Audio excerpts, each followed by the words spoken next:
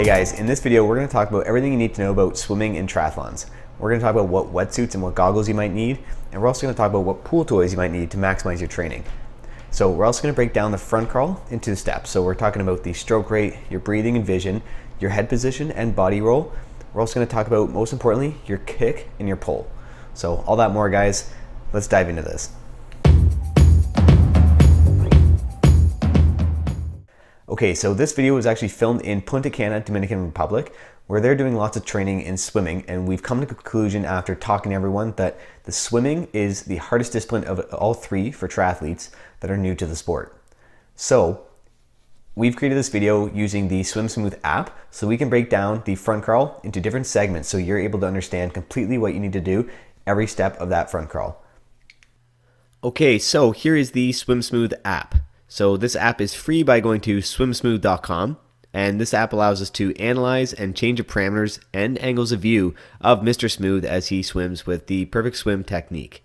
So let's start with his swim stroke timing or his swim stroke rate. So on this app you can adjust how fast you want Mr. Smooth to perform his swim strokes, and typically for swim stroke rate for swimming it varies between short people, tall people, males versus females. Everyone's going to be a little bit different with their body mechanics, but typically the optimal rate sits between 35 to 50 strokes per minute. Now, fun fact, if you look at the Olympic triathletes, they swim about between 48 to 55 strokes per minute within their first 5 minutes of the race before settling into a more calmer rhythm, about 40 to 45 strokes per minute for the females and 35 to 40 strokes per minute for the men. So let's quickly talk about head positions and vision. So a tip to learn is to look down or slightly forward. Now, where the eyes move, the body will follow, so even a slight head tilt forward can have the opposite reaction to your lower body, aka sinking legs. Now, an important lesson to understand for breathing is if you're feeling like you're out of breath or you can't catch your breath, then it's probably not because you haven't taken in enough oxygen. It's actually the opposite. It's probably because you haven't breathed out enough carbon dioxide, which means you haven't exhaled enough in the water. So just be mindful when you're swimming to exhale and get all that carbon dioxide out of your body that's accumulated from all your swimming before you take in that oxygen, and you'll get your breath back that much quicker.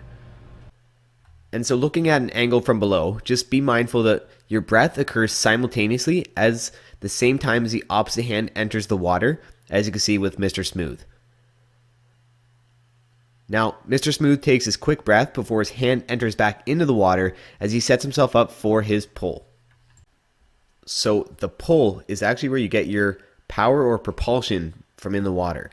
So it's the movement of bringing your hand into the water and essentially cupping or catching that water in your hand and pushing it back behind your hips. Now people think the kick is where they get most of their power, but the kick actually only equates to about 5 to maybe 10% of your overall power, if that.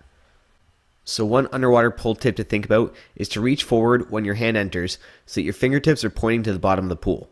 So take that water you catch and push it all the way past your hips as if your hand is acting like one giant kayak paddle.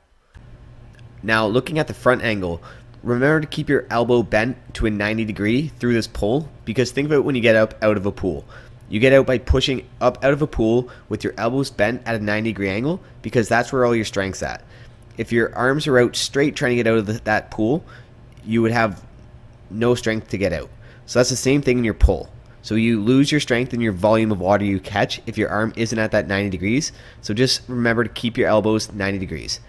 And a good tip to remember is your elbow should always stay above your hand at all times in the underwater pull and over arm recoveries.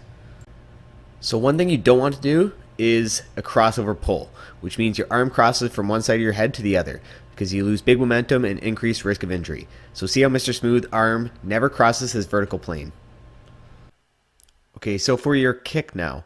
Now your kick is what counterbalances all this arm rotation up top. So it's just like a pull. You avoid the kick crossover, also known as scissor kicking. So keep the kick coming from your hips and not your knees, and don't be too rigid in your legs. Now the average kick rhythm is about a 6-beat kick, which means it's 6 kicks per arm cycle. This will vary for everyone, but that's the average. And note, ankle flexibility is super important for the kick. So if you feel sore ankles, then it's a sign you need to work on flexibility on the ankles as your feet act as your fins in the swim. So now we know that the pull is your driving force and the kick is what keeps your body stable and counterbalances that arm movement. Now the next thing you need to be mindful of is your body's rotation and your stable core.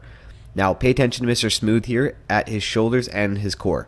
You can see his shoulders actually rotate slightly more than his hips in the front crawl. Now if you're stiff as a board out in the pool, you'll find yourself sinking legs all the time. Now your head should rotate with your core. So if you take a breath, you're essentially rolling your body to allow yourself to do this, not just moving your head. All right, so now we know what the front crawl is supposed to look like and how to correct it.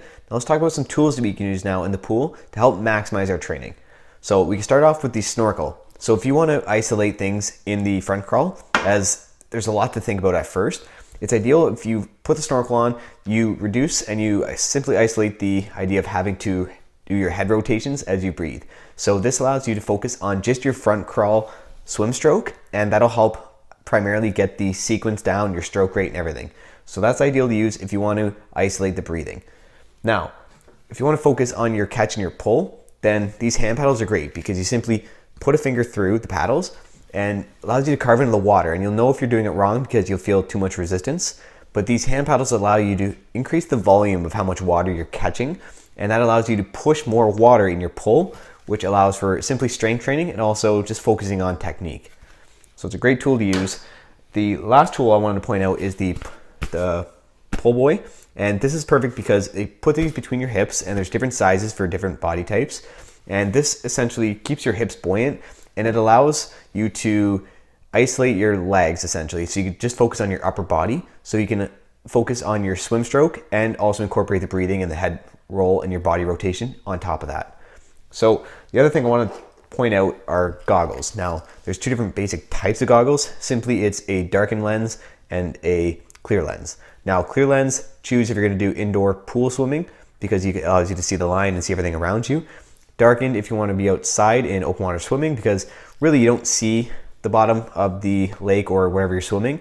So it's not really important to have that, but it provides that UV ray protection if it's sunny outside or there's a lot of glare on the water. Now, lastly, there are wetsuits.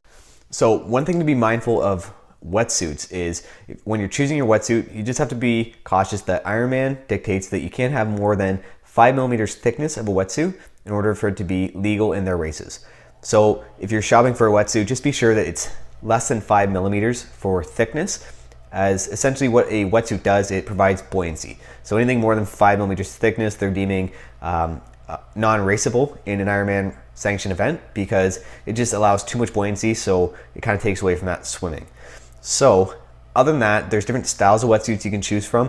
There's the Farmer Joe where it's just sleeveless. There is full sleeve, whatever is your preference, everything works. So it's ideal to just pick whatever suits you the best.